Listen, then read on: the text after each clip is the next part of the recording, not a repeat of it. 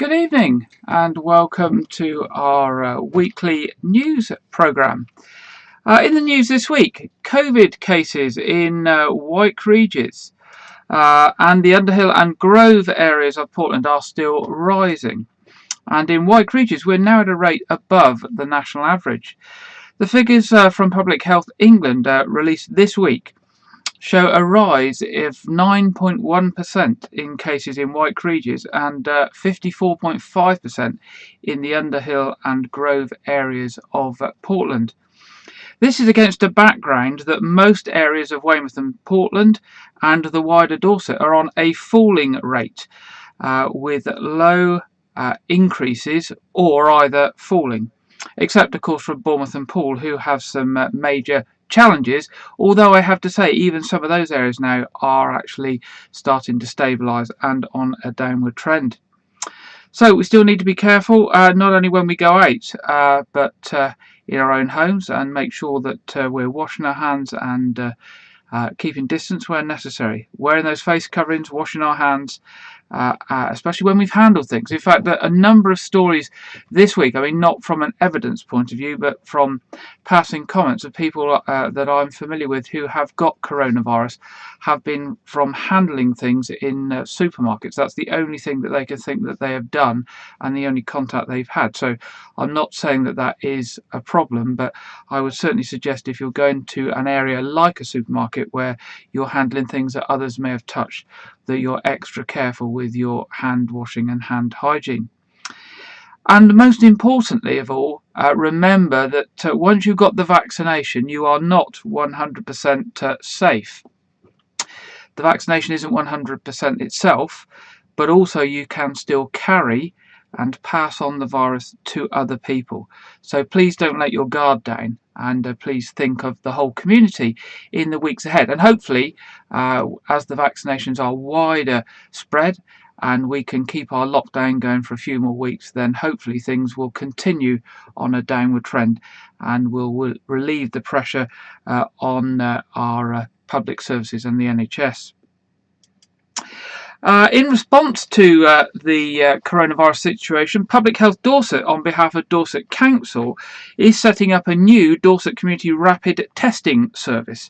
And this is for local businesses. So if you're a local business or you're a local charity or voluntary organisation employing less than 250 people, or you're self-employed and you cannot work from home due to the nature of your role, then this service is going to be for you, to mean that you can get tested once a week for a period of 6 weeks to check that you are not an asymptomatic carrier of the virus. That's so somebody who's carrying the virus without knowing you've got any symptoms. So if you're out there working within the community, you're out offering services that people still need to do, something like a plumber, etc., in the community, then this rapid testing system is for you. It's about protecting the vulnerable, so those working with vulnerable people, housing support, mortuary and funeral staff, essential tradespeople, plumbers, transport, etc., and sheltered housing, and essential services, people like food production, retail, delivery drivers, preschool staff, community volunteer groups, engineering and energy. So if you fit into any of those groups, you can register. Registration opens from Monday the 1st of February. You can search for it on the Dorset Council website. If not, if anybody can't find the registration, please drop me an email and I'll be happy to pass it on to you. Time is running out for those who need help with their utility bills. Like gas, electricity and water, there's a closing date for applications of the 12th of February. Funding is available for families, vulnerable families across the county from the government's COVID Winter Grant Scheme. This is part of the Reaching Out campaign to support people struggling financially because of the impact of coronavirus.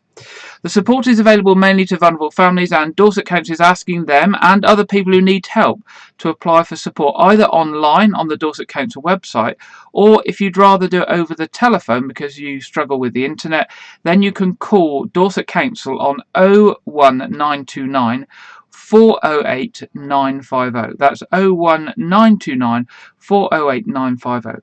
The programme is actually administered by the Citizens Advice Dorset on behalf of Dorset Council.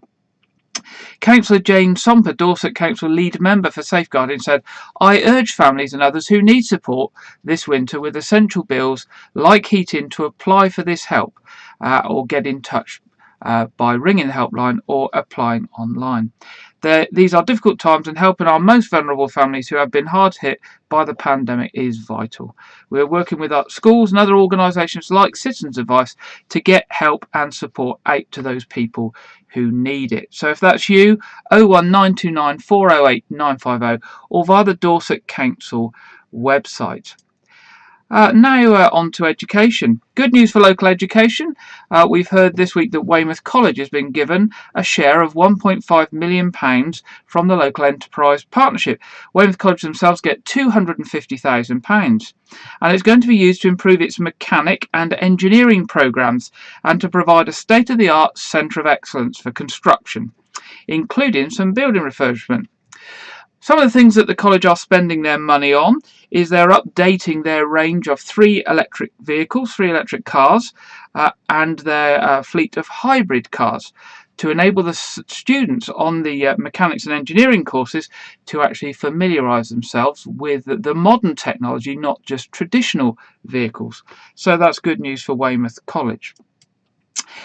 It looks like snow won't be appearing this weekend in Dorset, despite many parts of the country bracing themselves once again for wintry conditions. And whilst parts of Dorset had snow last weekend, we missed it down here on the coastal areas. While cold conditions are forecast, it will be a very wet weekend across the county with temperatures between 5 and 7 degrees. Local weather forecasts are predicting that next week could see temperatures dropping. That's from next weekend. And possibly to levels we haven't seen since the winter of 2018. So that will be interesting. The Met Office has issued a series of weather alerts for snow and ice for the next week, but not currently including Dorset. But as we will learn later in tonight's programme, that predicting snowfall is a bit of an art and it's quite unpredictable. So quite a difficult thing to do. Last Sunday, residents in coastal areas of Dorset missed out on snow, while people living in the east and north of the county, including Shaftesbury, Cranbourne, Blandford, and even as close as some of the areas of Dorchester, enjoyed wintry scenes. More on the weather later in the programme. Now, moving on to other things. Could you be a local lifesaver? The RNLI lifeboat station in Weymouth is seeking a new recruit. The RNLI team in Weymouth is calling for a new volunteer to take up the role of volunteer water safety officer. So what does a volunteer water safety officer do, I hear you say? Well, it's a key role which would involve the volunteer in the design, implementation of the community life-saving plan, liaising closely with the local lifeboat operations team, area life-saving manager and the water safety team. Volunteering with the RNLI gives the opportunity to make a real difference in the local community, to save lives and become part of the larger RNLI family. So they're looking for somebody who is enthusiastic, who can be effective both within a team and on a standalone basis. The RNLI will provide all the training and all the equipment required for the role. If you are interested or you just would like to find out more, do give them a call on 01305 785 817. That's 01305 785 817. So that's our lifeboat service, a vital service for those that go out on the water. They're talking about another vital service now, the local Coast Guard. A woman fell 6 foot on the cliff between Seaton and Lyme Regis and broke her leg yesterday afternoon, and she was airlifted by safety by the Coast Guard helicopter, which came all the way from St Athan in Cardiff. You'll remember until a few years ago, of course, a Coast Guard helicopter was situated at Portland. Now they have to come from farther afield.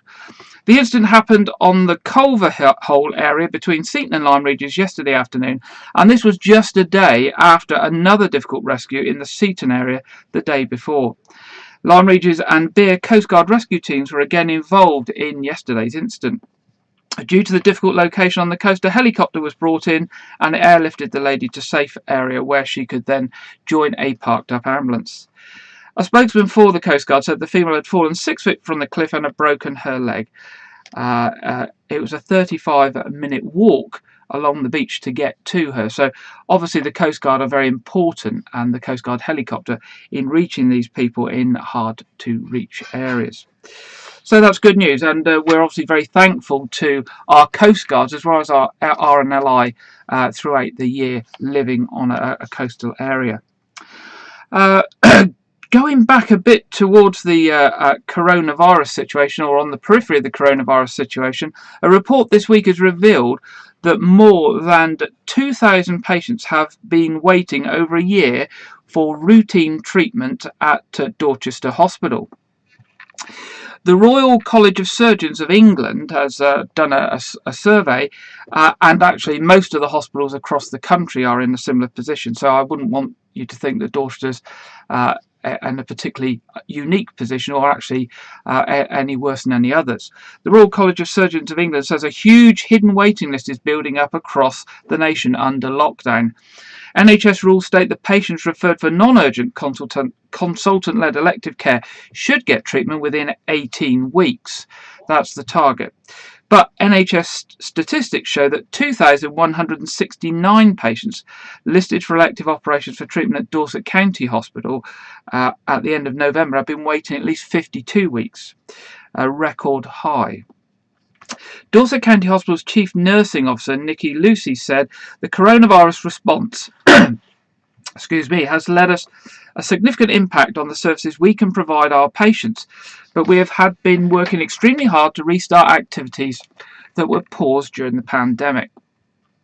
Our teams have worked incredibly hard to maintain urgent procedures and to run as many appointments as possible during the pandemic through telephone and video consultations.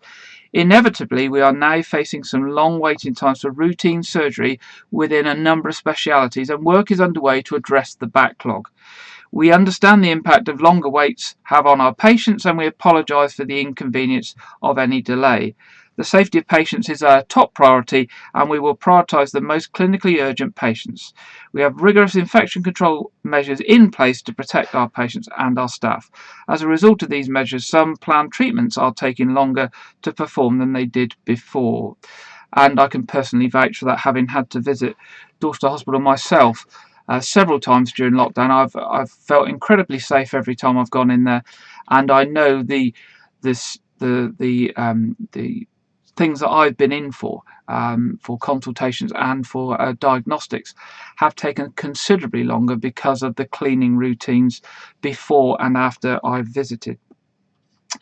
Obviously, when we hear our hospitals are full with people gravely ill with COVID-19 and patients are being transported to the temporary Nightingale hospitals, it's inevitable that some of the more routine services will suffer as the COVID patients, who are some of them very, very ill, have to be dealt with and looked after first, and as the hospitals in general grapple with dealing with the pandemic.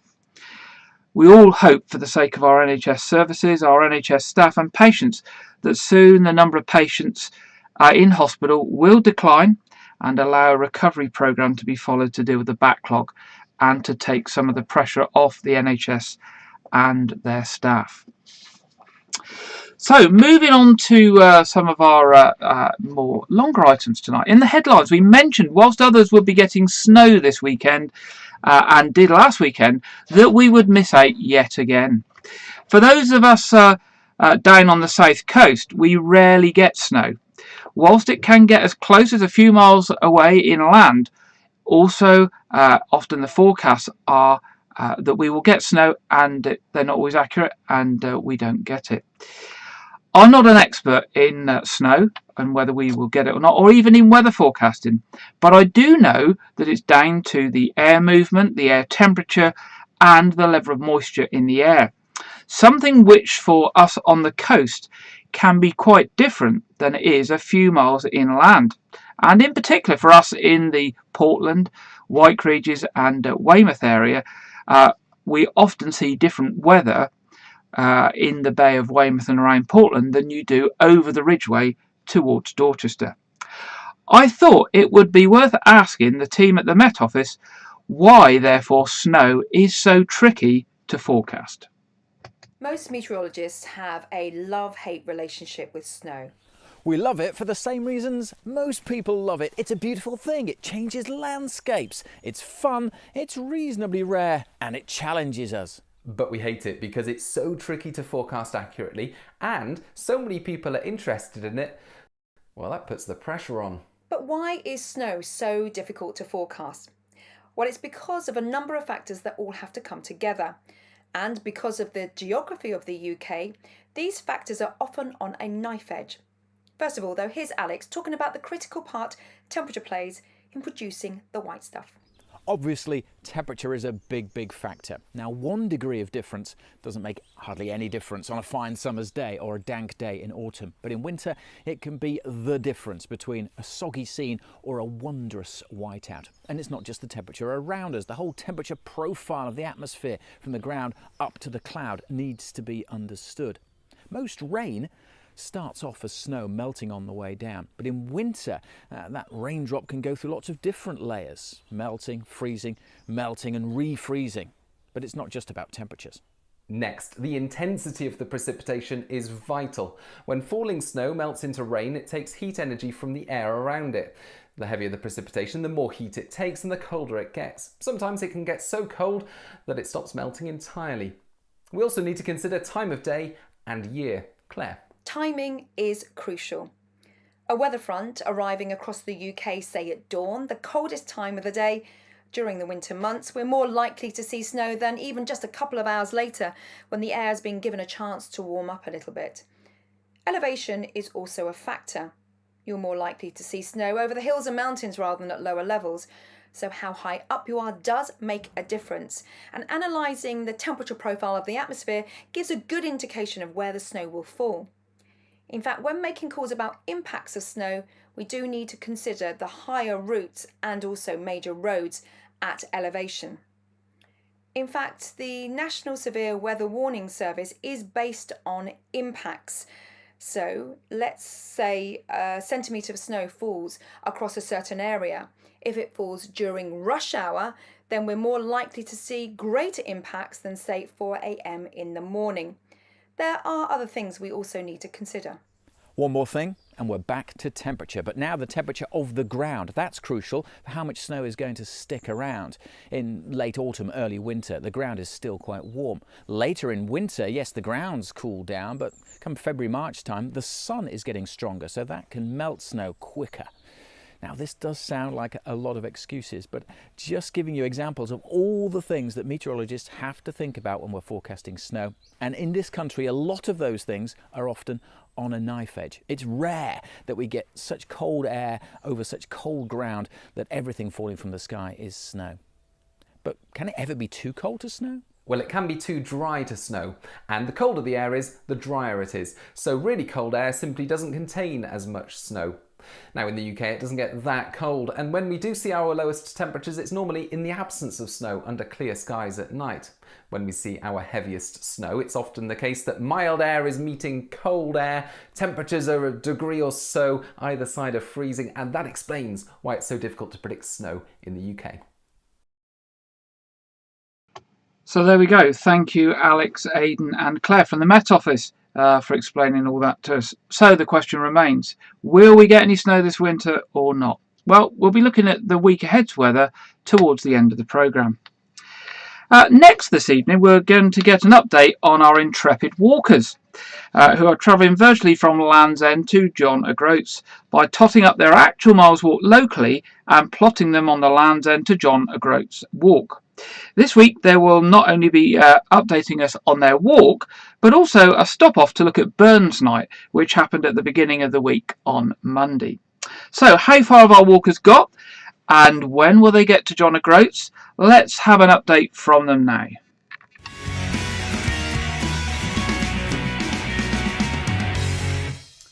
Hello everyone, it's time for an update on our virtual walk. Now, you've got to remember this is a virtual walk, and therefore it takes place in a virtual reality which doesn't have lockdown rules attached to it. So we decided to spend a little time in Scotland just relaxing and found a lovely hotel just outside Glasgow. We were there Sunday night and Monday night. And Monday was a very special day in Scotland because it was Burns Night, the day which commemorates the life of Robert Burns, who was born on January the 25th, 1759. He's probably the most famous Scottish poet of them all. And he made a tremendous contribution to Scottish culture. His best known work, of course, being Auld Lang Syne. The most important part of Burns Night is the Burns Night supper. It begins with a bagpiper greeting the guests, who gather around and mix as a sort of informal party. And then the host makes a welcoming speech. He says a few words, perhaps reminding people for the reason for having a Burns Night supper. When all the guests are seated, grace is said, and it usually uses this Selkirk grace. Some hae meat and canna eat, and some hae nane that want it. But we hae meat, and we can eat, so let the Lord be thanked. You may be surprised to know that that was sent all the way from America, because I wanted someone with an authentic Scottish accent doing it. Anyway, back to the meal. Next comes the soup course. Normally it's a Scottish soup, such as a broth, potato soup, or cocker-leekie is served.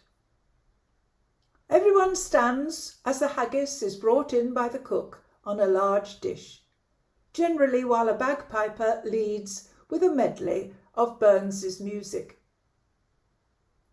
The host, or perhaps a guest, then recites the address to the haggis, which includes the words Great Chieftain or the Puddin' Race. At the end of the poem, a whisky toast will be proposed to the haggis and the company will sit down to the meal. The haggis is traditionally served with mashed potatoes, tatties, and mashed swede turnips, needs.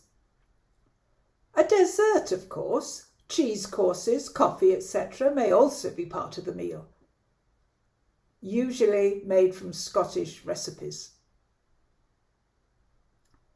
When the meal reaches the coffee stage, various speeches and toasts are given. The main speaker gives a speech remembering some aspects of Burns's life or poetry. A toast to the immortal memory of Robert Burns then follows. And then comes the address to the lassies. This was originally a short speech given by a male guest in thanks to the women who had prepared the meal. And the men drink a toast to the women's health. Then the ladies reply with a toast to the laddies.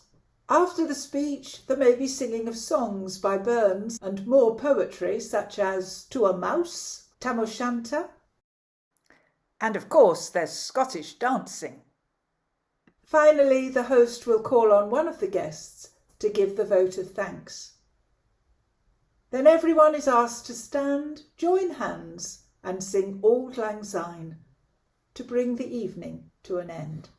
So after all that celebrating, we didn't make too early a start on Tuesday morning as we began our wonderful walk through the amazing Scottish countryside. Now, let's hear our report from Jeff Rivers.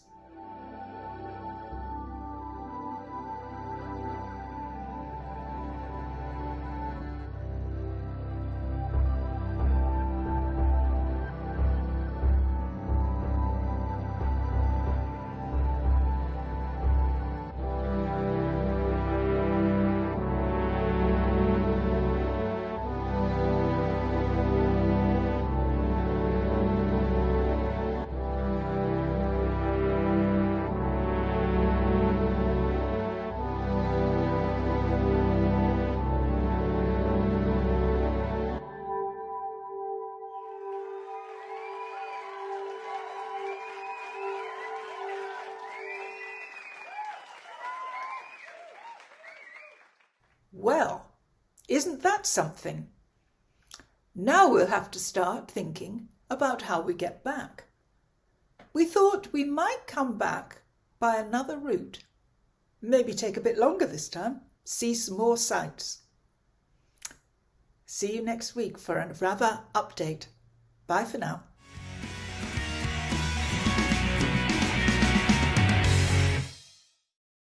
Thank you, Janet, and the Intrepid Walkers, and of course Jeff, for updating us on the route. And 978 miles achieved in 3 weeks by a group of local people virtually walking around our locality in Wycombe Weymouth.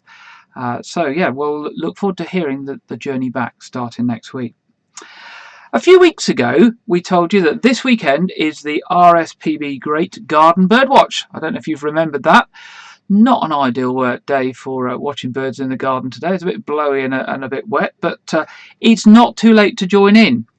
We've got tomorrow as well left to do it. All you need to do is pick 1 hour over the weekend. So whether you're an early bird and gets up first thing, or a night owl and you go to bed late, you can still take part.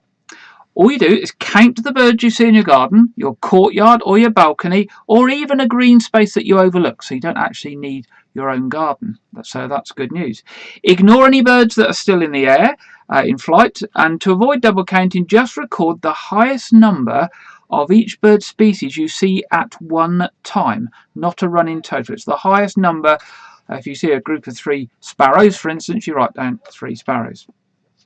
You can submit your results online at rspb.org.uk/birdwatch up until the 19th of February. You can also send in your results by post.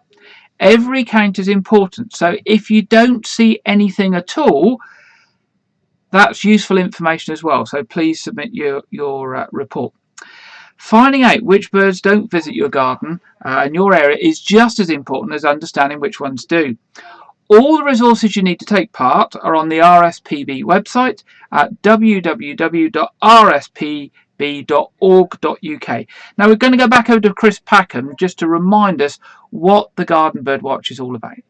What will you see when you join us for this year's RSPB Big Garden Birdwatch? I want to see what the early bird looks like. And see how many different birds I can spot in an hour. Many of us are enjoying spending more time with nature now, so why not take part in this year's Big Garden Birdwatch to build a picture of how birds are faring across the UK. It helps us better understand how things are changing and how to help our wildlife. Join in between the 29th and the 31st of January. For your Big Garden Birdwatch guide, just search online for Birdwatch 21. What will you see in your Big Garden Birdwatch?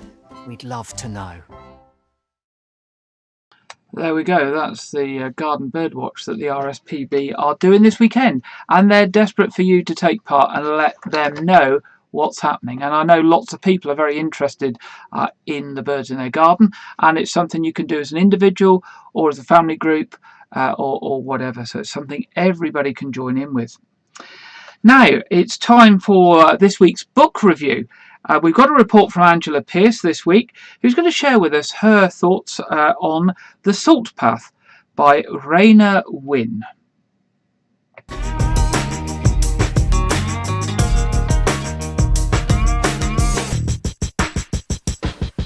Hello everybody. I'm going to tell you about this wonderful book by Raina Wynne. It's called The Salt Path.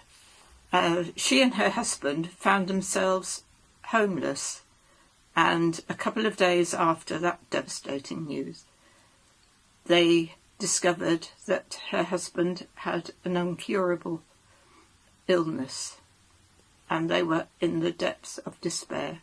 So instead of feeling sorry for themselves, what they did was they packed their rucksacks and they set off walking the southwest coast path from Minehead all the way round to Dorset, to Poole. And the book is actually about what happened to them on their way, and it's full of descriptions of the countryside, the people they met, and it's really uplifting. And I'll just quote from what the Times said. The most inspirational book of this year conveys the human capacity for endurance and the regenerative powers of nature. And the Financial Times said it was a remarkable and redemptive journey. Weymouth even gets a mention, and one of the people that they met who came from somewhere else actually quoted twice in the book. He said, "I quite like Weymouth." So if for no other reason to find our lovely Weymouth mentioned in this book, I thoroughly recommend it. I've never read anything so uplifting for quite some time. So hope you all manage to get hold of a copy and enjoy it.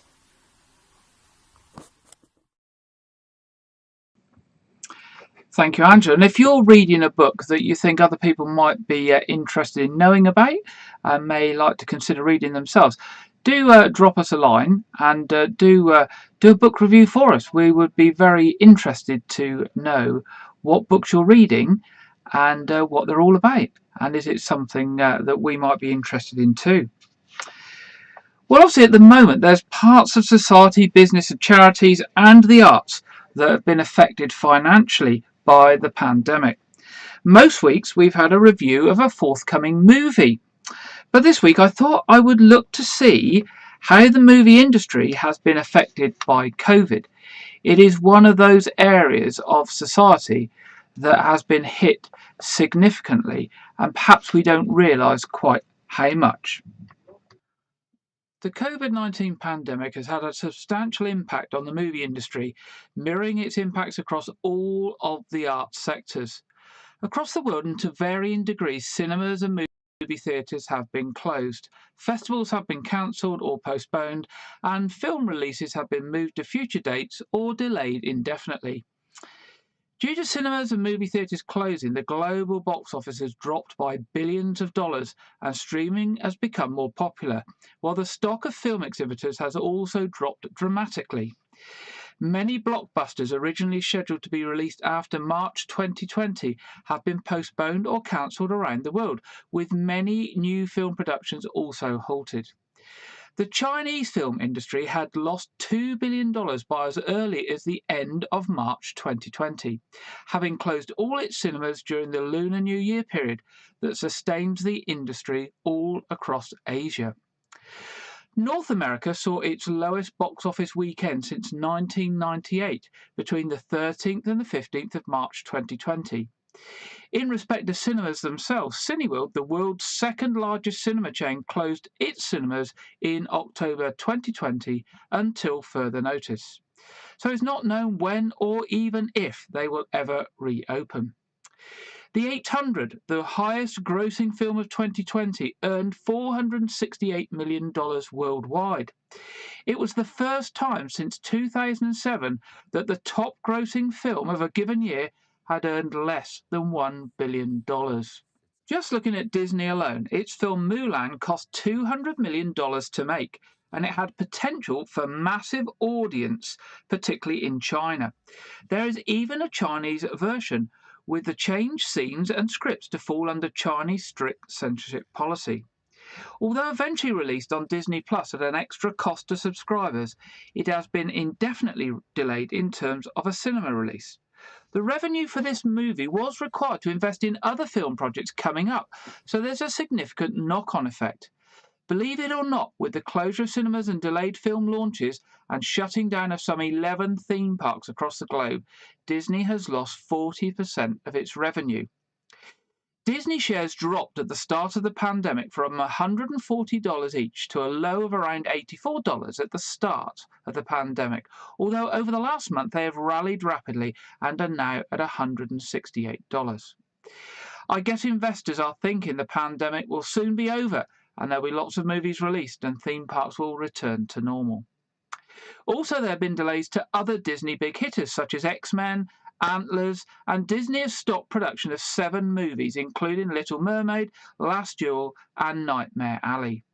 Sony has also pushed back Ghostbusters, Afterlife, Peter Rabbit 2, Jared Leto's Moribus, Tom Holland's Uncharted, and Cinderella. Other film producers such as Warner Brothers are affected in the same way. In the UK, one of the biggest casualties in terms of movies has been the latest release in the James Bond franchise, No Time to Die. With the worldwide taking on Bond movies predominantly being made in cinemas, and the last movies, Skyfall and Spectre, grossing $1 billion and $900 million respectively, the franchise can just not afford to release them in any other way.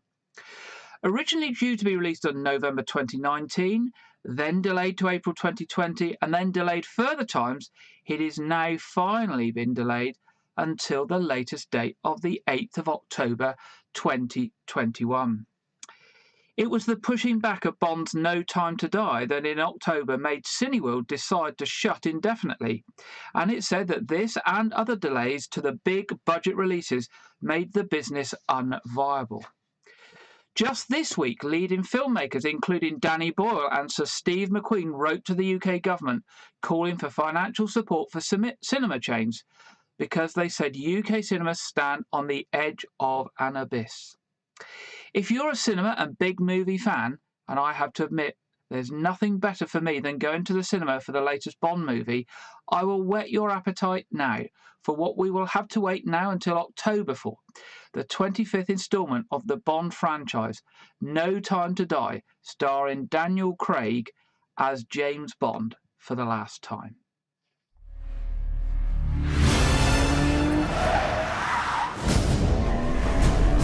Why would I betray you? We all have our secrets. We just didn't get to yours yet.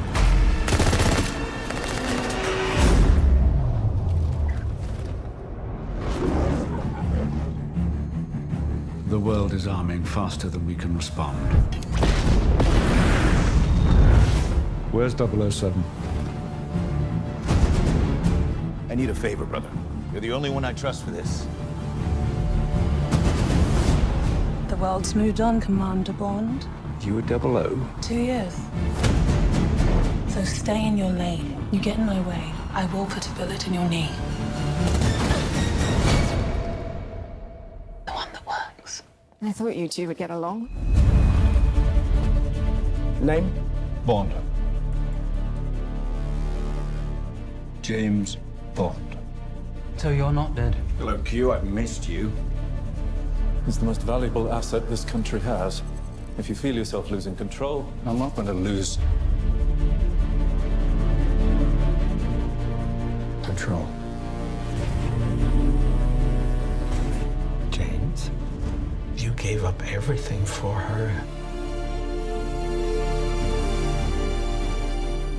When her secret finds its way out, it'll be the death of you. What is it? You don't know what this is. James Bond. License to kill. History of violence. I could be speaking to my own reflection.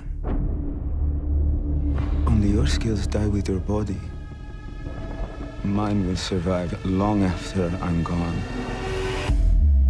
History isn't kind to men who play God.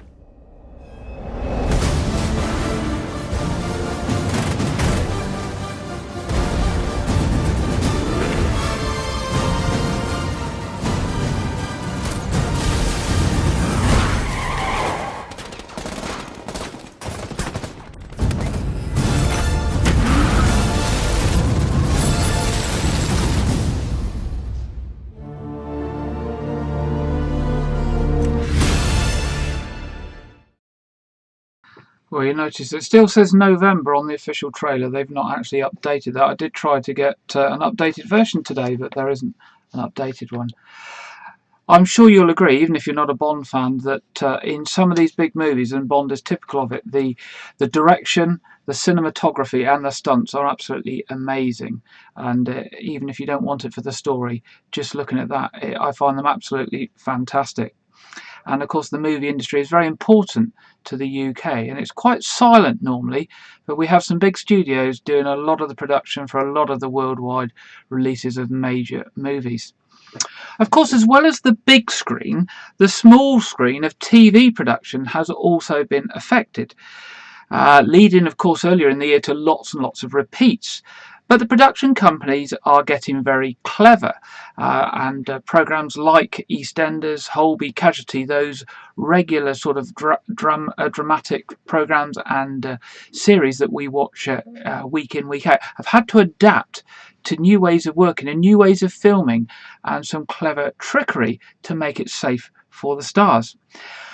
I think maybe at a future week we'll actually look at some of these techniques that they've actually been using to make sure that we can have new content week in, week out on our TVs. And we have to congratulate them on what they've been doing to achieve this for us. Now let's have a look at the weather, and firstly we're going to have a look at the national weather forecast from the Met Office. This is the weekend weather forecast from the Met Office. On Saturday there will be rain and snow in the south, dry and cold in the north, and it can be windy all over. Rain will linger in the southern and central areas of the UK, bringing snow over the hills.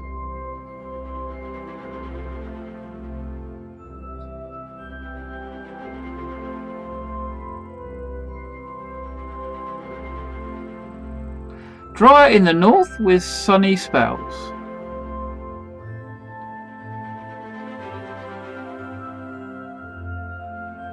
A cold day across the country with a brisk easterly winds.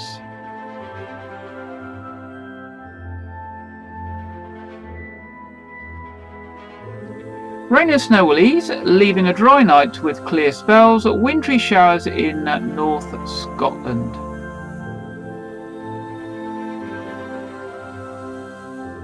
Overnight, a new weather system will approach from the west. A cold and frosty night for many. Icy patches will form in parts of Wales and southern England overnight.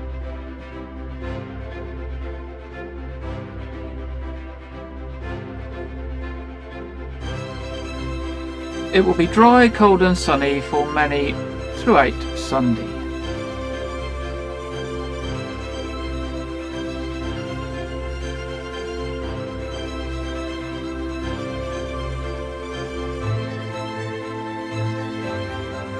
Cloudier in the southwest with rain in the afternoon, feeling cold again but less windy.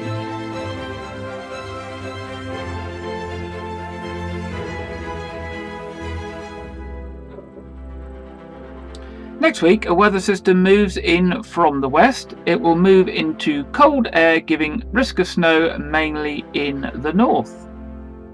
It will be milder and wet in southern parts of the country. Snow next week, cold at first, turning milder in the south.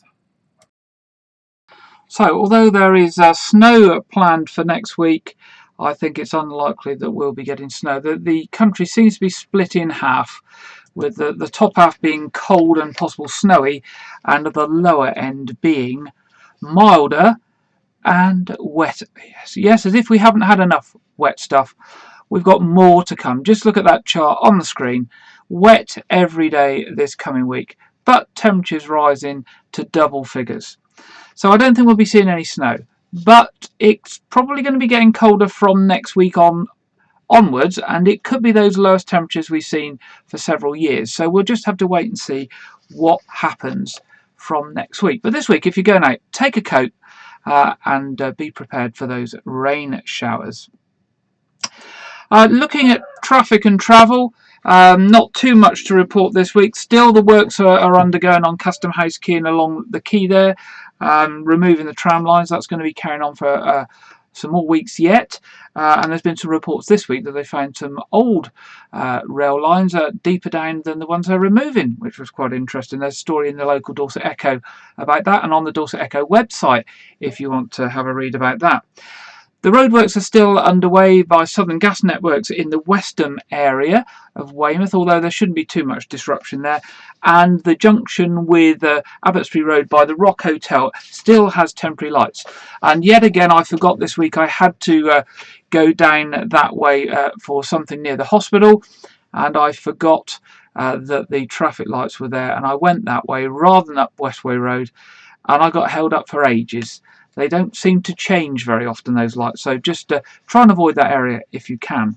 Also to say that this week, from yesterday in fact through to the 2nd of February, Wessex Water are doing some works on the main road at Osmington, and there's two-way traffic lights there, so if you're travelling that way there's likely to be delays.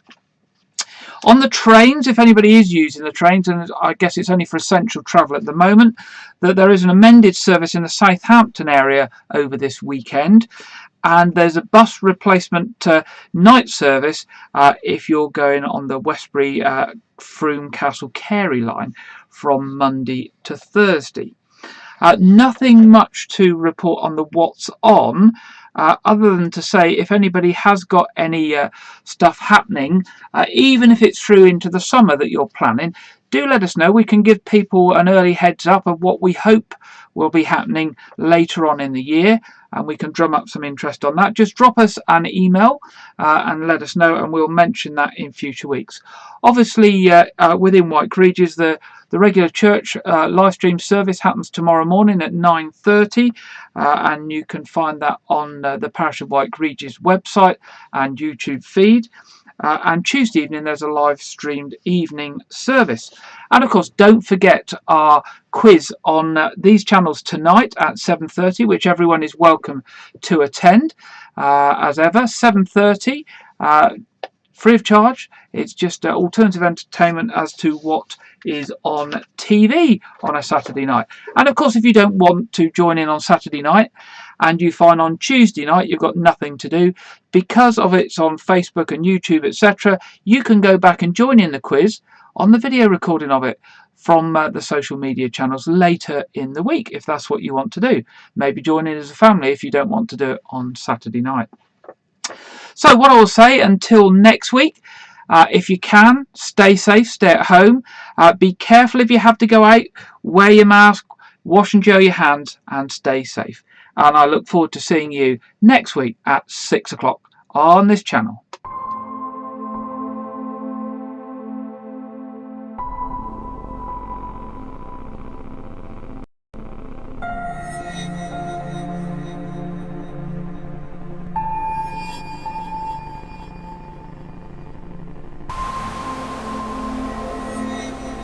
Look them in the eyes and tell them you're doing all you can to stop the spread of COVID-19. Stay home, protect the NHS, save lives.